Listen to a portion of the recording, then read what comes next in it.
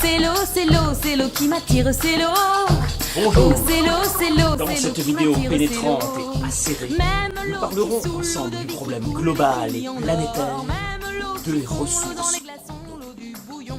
Même l'eau qui saoule, l'eau de Vicky coule et l'eau qui dort. Même l'eau qui Avons-nous assez d'eau sur la Terre? Et vous savez ce qui va se passer? Eh bien, nous allons bientôt manquer de l'eau. Et c'est pourquoi je bois devant vous un verre d'eau précieuse, puisque avant la fin du siècle, si nous continuons un tel débordement, elle manquera.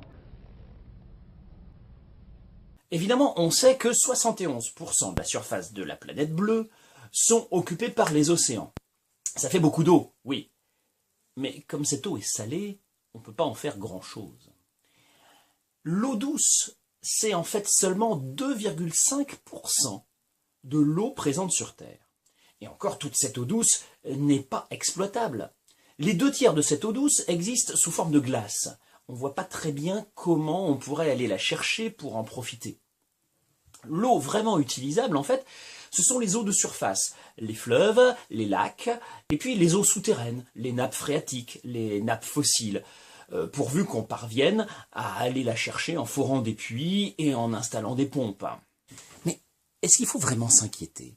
Parce que l'eau, elle se renouvelle, elle est soumise à un cycle. Chaque goutte d'eau qui est consommée, elle repart dans le cycle et elle finit par revenir au bout d'un moment. Oui, mais elle ne revient pas forcément là où on le souhaite.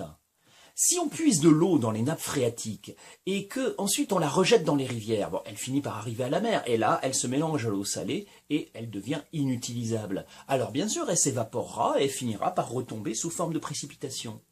Mais si ces précipitations se produisent sous forme de neige au pôle, eh bien on sera bien avancé et on ne la récupérera pas.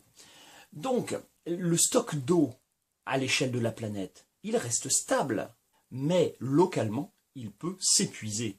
On estime qu'un être humain a besoin de 1700 mètres cubes d'eau par an pour vivre correctement.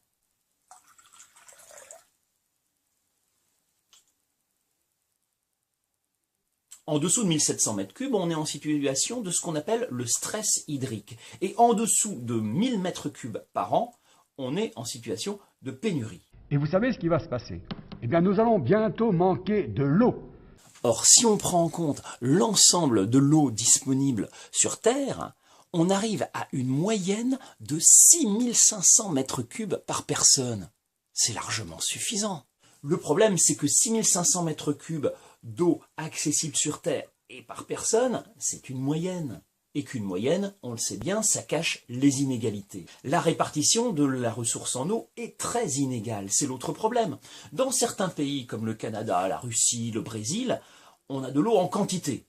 Tandis que dans le sud-ouest des États-Unis, ou dans les pays arabes, au Moyen-Orient, on est en situation de stress hydrique, ou même en situation de pénurie. Et l'eau, ça ne se déplace pas vraiment sur de longues distances.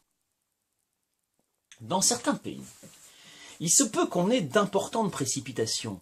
Mais ces précipitations sont parfois irrégulières. C'est le cas en Inde, par exemple, où il pleut énormément pendant la période de mousson et pas du tout le reste de l'année. La maîtrise de l'eau dans ces cas-là, ça nécessite des aménagements hydrauliques très importants pour pouvoir bénéficier de cette eau toute l'année. Il faut des réservoirs, il faut des canaux, il faut des systèmes de pompage pour que l'eau qui tombe pendant la mousson, eh bien, on puisse en profiter 6 mois plus tard.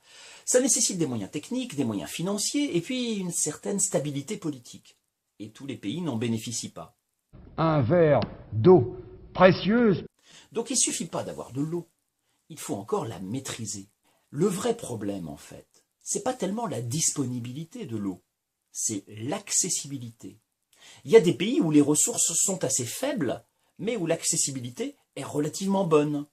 Parce que le peu d'eau qui est disponible, on réussit à bien la préserver et à bien la répartir grâce à des infrastructures efficaces, à des aménagements hydrauliques qui ont été bien faits.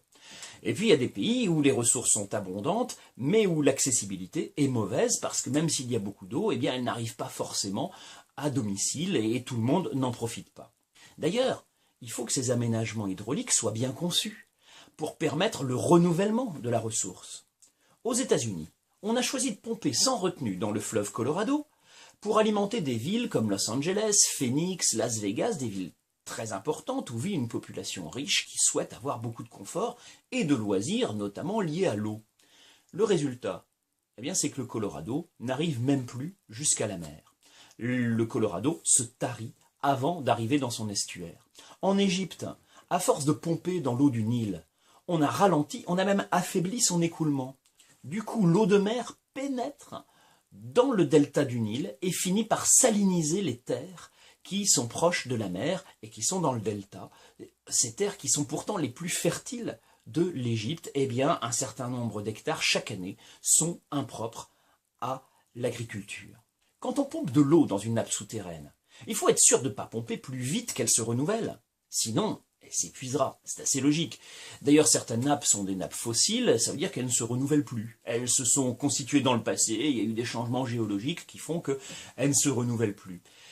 Donc, ces réserves d'eau qui sont constituées il y a longtemps, eh bien, on les épuisera et on ne pourra pas les utiliser durablement. Donc, les réserves d'eau, ça s'épuise quand c'est surexploité.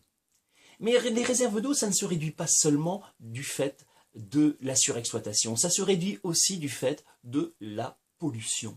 Parce que du fait de l'usage notamment de pesticides dans l'agriculture, ou à cause de rejets industriels, certaines nappes, certaines rivières, qui peuvent être abondantes parfois, sont impropres à la consommation. Donc l'eau, il y en a théoriquement assez pour tout le monde, mais dans les faits, il y a beaucoup de gens qui en manquent. On peut comprendre que ça provoque des tensions. Lorsque la Turquie construit des barrages sur le Tigre et sur l'Euphrate, les deux grands fleuves de Mésopotamie, c'est une catastrophe pour les pays qui sont situés en aval et qui profitent beaucoup moins de l'eau parce que la Turquie l'a gardée pour irriguer ses champs. Si Israël occupe militairement le plateau du Golan en Syrie depuis 1967, c'est parce qu'en fait le principal fleuve de la région, le Jourdain, y prend sa source. Ça permet à Israël de détourner le cours du Jourdain à son profit. Quand un fleuve constitue la frontière entre deux pays, comme le Rio Grande entre le Mexique et les États-Unis, eh bien, il faut qu'un accord soit signé entre les deux pays pour savoir quelle part chacun aura le droit de prendre. Et il faut que cet accord soit respecté. Il faut donc qu'on ait les moyens de contrôle international pour le respecter. Bref, c'est pas simple d'avoir de l'eau. On croit parfois qu'il y a des solutions miracles, comme le dessalement de l'eau de mer. Le dessalement de l'eau de mer, c'est très pratiqué dans les pays de la péninsule arabique. Mais ce n'est pas une solution durable. Ça se fait dans des usines qui consomment énormément d'énergie. Donc on produit un peu d'eau, mais en même temps, on consomme du pétrole, on émet des gaz à effet de serre. Ce n'est pas une solution durable.